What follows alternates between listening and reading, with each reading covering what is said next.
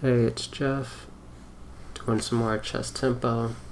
We're at 1814 now, still not active, but we're getting there. Gonna try to keep the win streak going.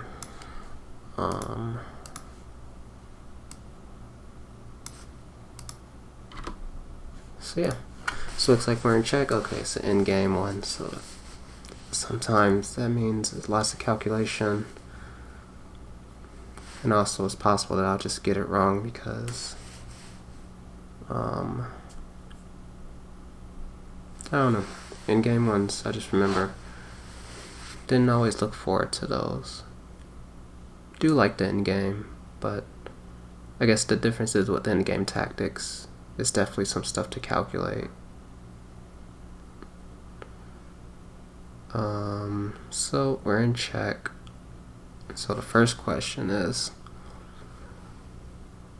where do we put the king? And there's a few moves, so this is actually part of why I don't like the endgame ones, because there's lots of squares, but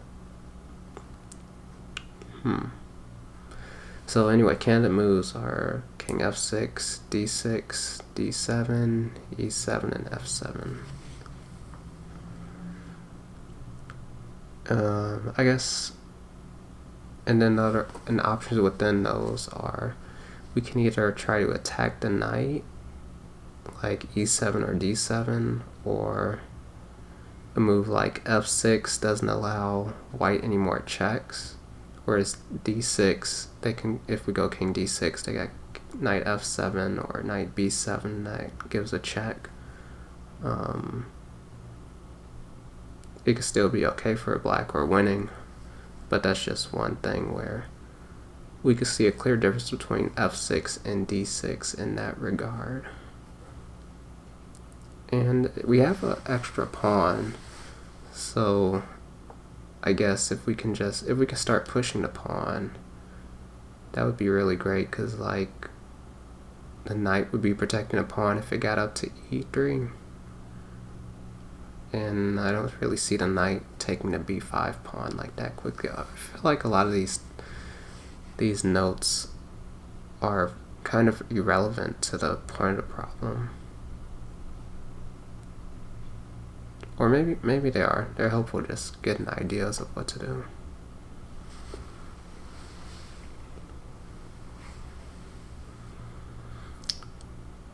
So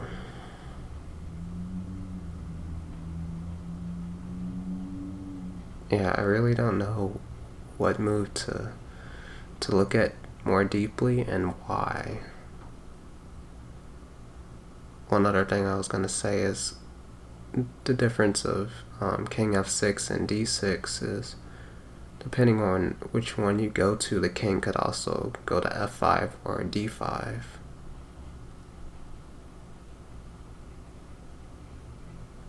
So maybe we can look into trapping the knight. Or, so what I was saying is, if the knight was on b7 and we play knight d6, then knight takes, king takes, this should be a winning king and pawn ending.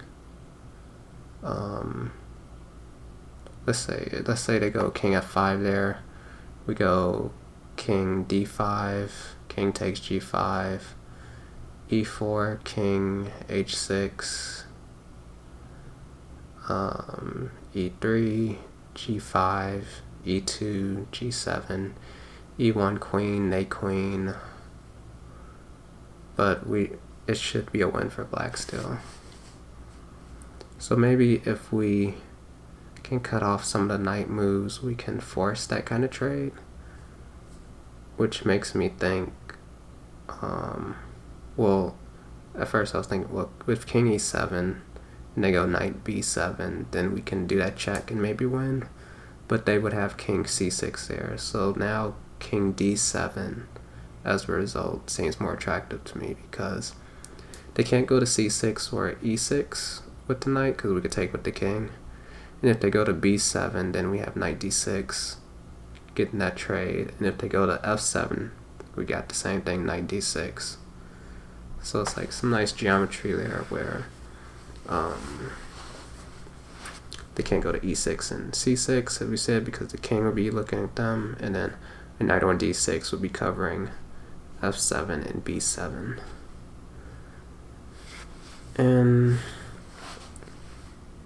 yeah, I think that's probably okay.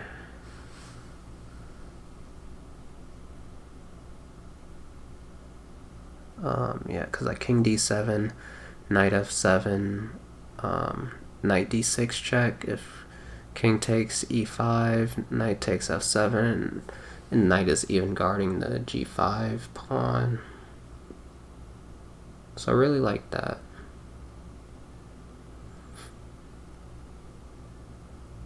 And yeah, so like looking at moves like king f6, there's just so many things like knight c6, and it's like, it just feels like you're playing a normal endgame, and for me it's like not knowing what to do, just kind of moving pieces and trying not to play a move that leaves tactics for the opponent. But in this case, I think we've solved it. So this might be another short video. Whether I guess correctly or incorrectly, it will be short, but I feel confident enough to play the move more quickly now. And it's nice that I'm not running up the clock like I was in some other videos.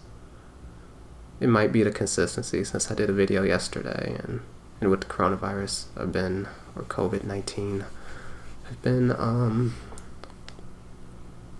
haven't had more time since I can work from home. So it's not like I have to like commute or anything, and I can sleep more. So yeah, I like it. We're up a pawn. I think we can force a trade of knights, and so let's do it.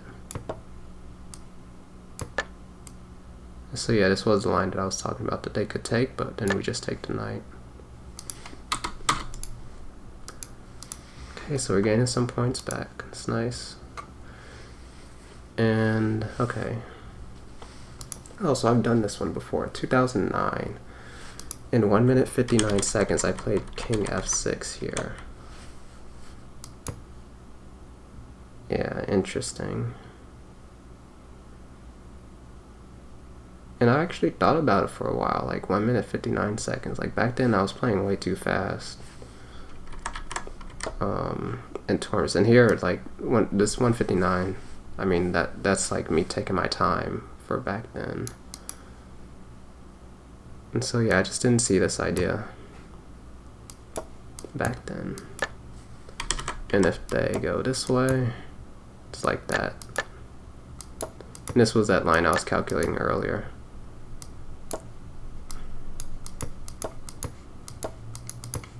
Oh, it's actually queen like much faster. And at this point, you could even just sacrifice, like if you wanted to just sacrifice the queen, you still win this way. But it's probably a faster win since you queen so early. I thought it was like you queen here and then they queen on the next move. In which case you go queen h1, queen g1, and trade anyway. But yeah, so apparently I did this one before, and I have improved since then. It's nice to see. And okay, so let's see if the top mistake was this move. I'm not sure. So king e7. Oh, okay. So they were going for this, and I didn't like this because they had like this check, and it was just kind of more ambiguous. I didn't know what was going on. I did know in this case, you do get that winning position, and maybe that's what some people saw.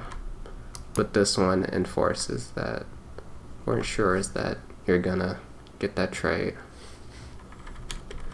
And actually king f6 was also like pretty much the same amount of people picked it.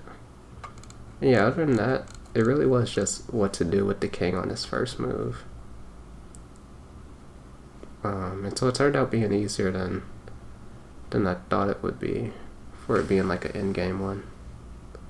And maybe it's just because I was able to see the idea, but yeah, they can be tricky if you don't see like some type of neat pattern that seems to win in a few lines, and then you check the rest of the lines and they also win. but it did require, if you weren't sure, to look at every single line and figure out the pros and cons. Okay, hope you enjoyed, and see you in the next one.